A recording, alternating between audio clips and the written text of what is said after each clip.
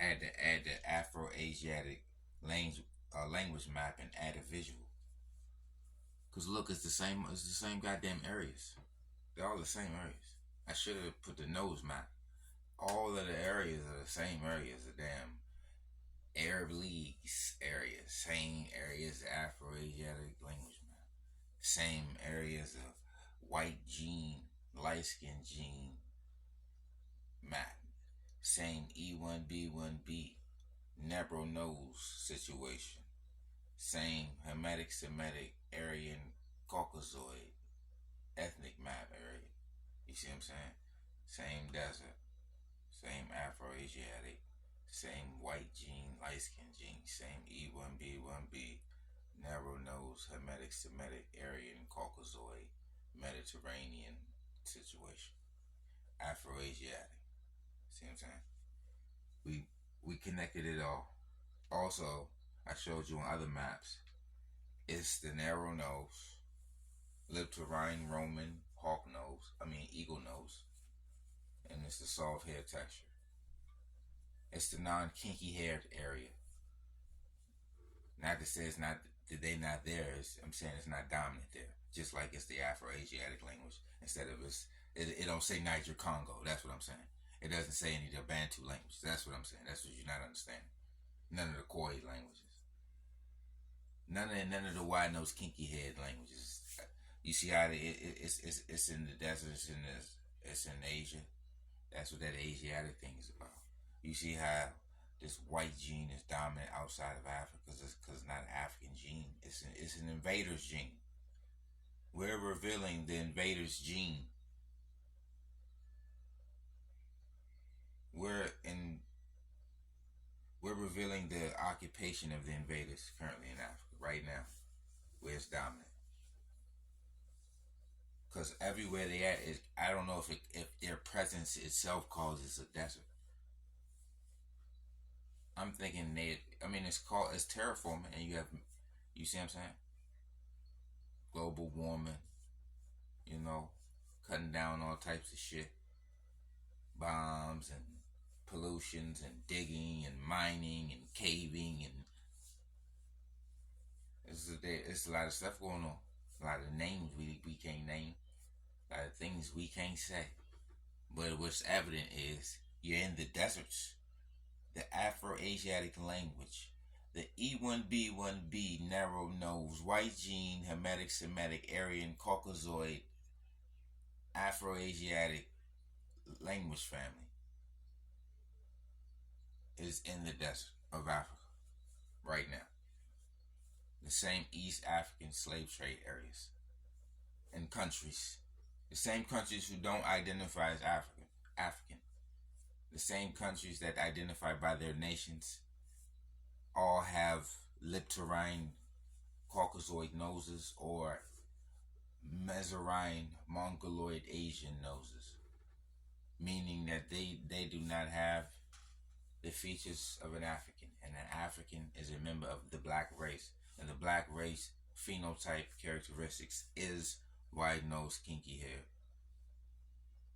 full lips, protruding jaw, rectangular orbital openings, rectangular skull,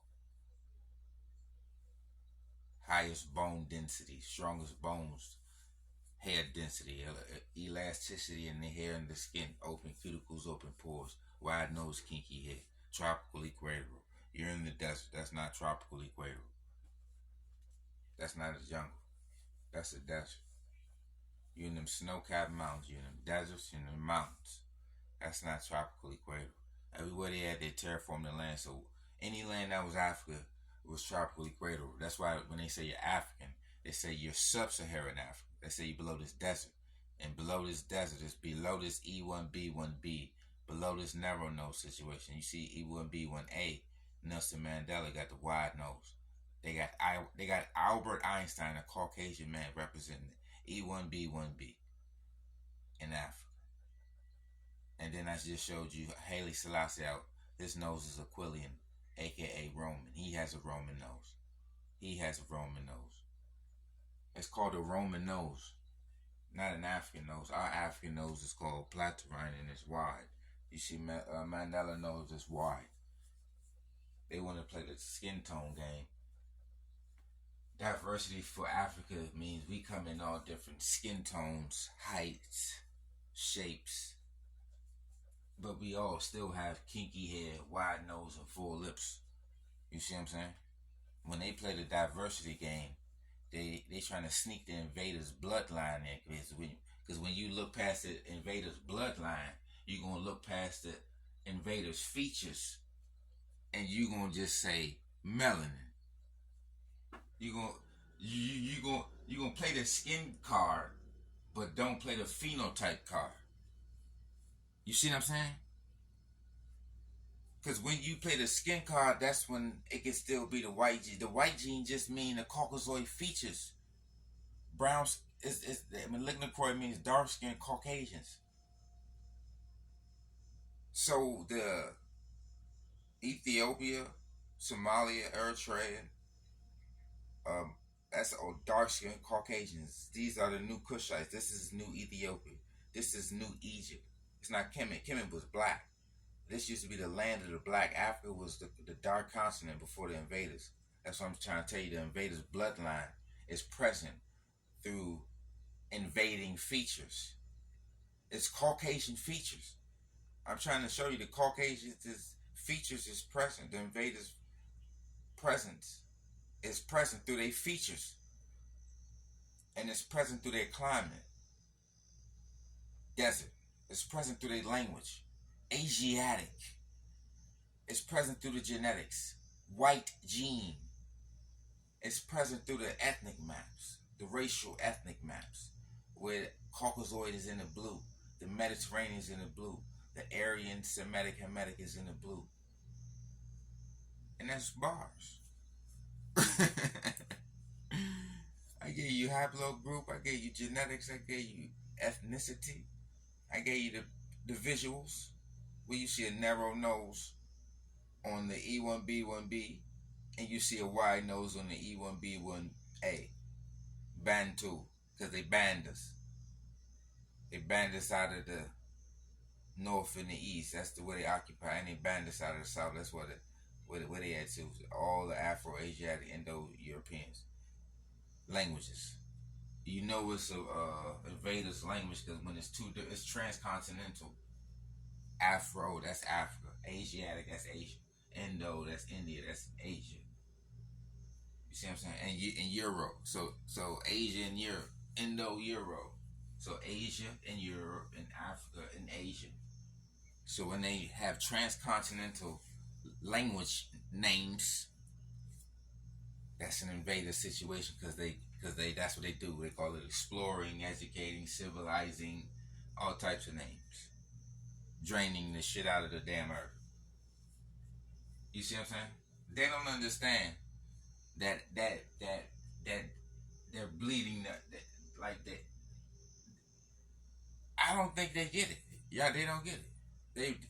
They just caught on inventions like you're fucking up the planet. You're fucking up the ecosystem. You're fucking up the water. You're fucking up the air. You see what I'm saying? In the name of a golf course or a school being built or all this electrical power line shit, that shit ain't natural. The sacrifice of naturality for manufacturing. So the sacrifice of Mother Nature, the sacrifice of naturality for manufacturing, agriculture, architecture. That's not natural. So that means you risking the earth, risking the resources, risking the environment, the animals, the creatures, the insects, whatever is present before you dug it all up and put pavement down in schools and shit like that. And remember, this is King Jareer in your ear. I'm so fit I don't fit in this for educational purposes. May ruffle some feathers and shake some caves.